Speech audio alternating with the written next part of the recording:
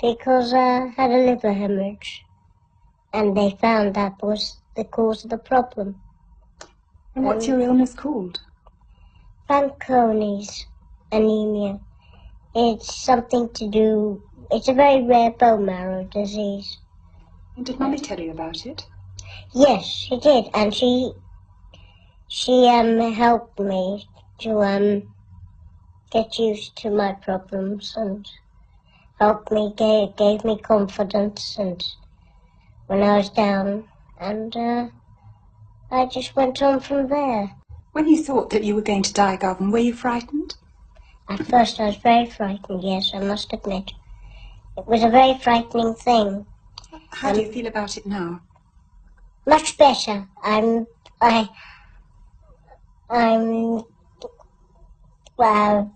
feel sort of almost as if I want to go there, because I believe that there's a life after death. What do you believe that life is like?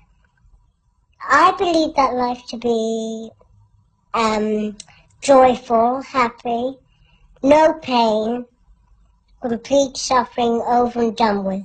Just complete joy and happiness.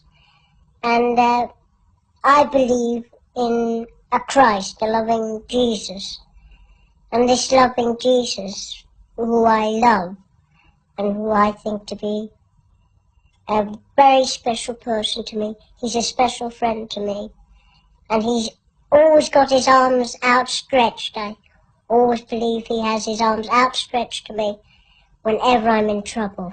Garvin, is making your communion important to you?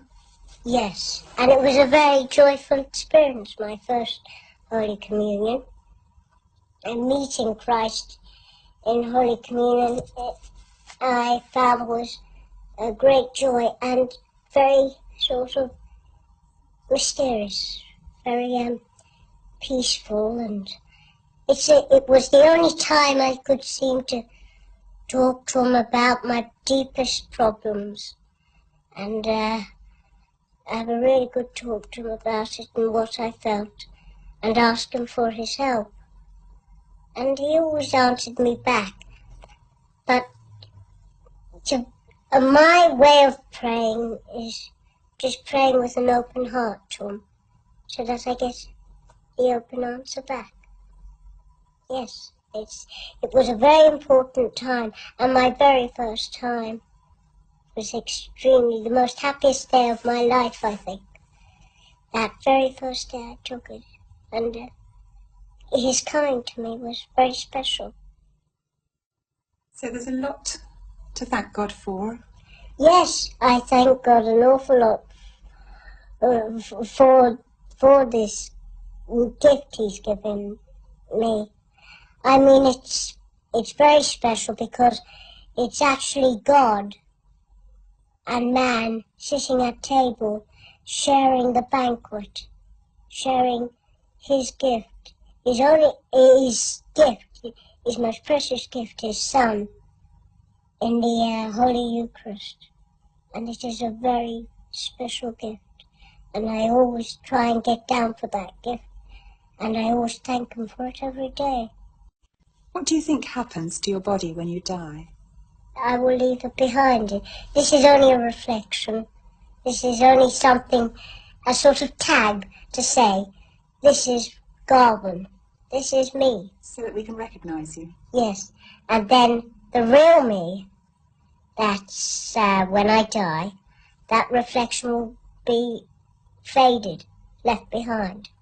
And the real me, that inner self me, will be out of that reflection and will go up to God. And I always believe that it's just like heaven, explaining that as God says to you, shut your eyes, and you just go to sleep. And then the next minute you open your eyes and you'll find you're in a lovely place, just so beautiful that you want to stay there and be with Jesus forever. And all my friends, most of my friends who I knew down on this earth, that I believe have gone to God, and I hope that when my time will come, I shall see them and go up and say hello to whoever I lost. Like I never saw my Grandma Doherty, and I hope to see her in heaven, and my grandpa, and my aunties, and my Uncle Christy, who I used to know down here very well, and I'll meet all those people back up there. And how do you think it will be with the people you leave behind? Will you feel very far away from them, Yes, separate from them, or not? I will. It's very difficult, but I believe that Christ will look after my family, and whatever needs they need, I believe He will provide for them, and I shall always look down on them if I go before them, and I shall always look down on them and always be there. And it's like where two or more are gathered, there I am in the midst of them.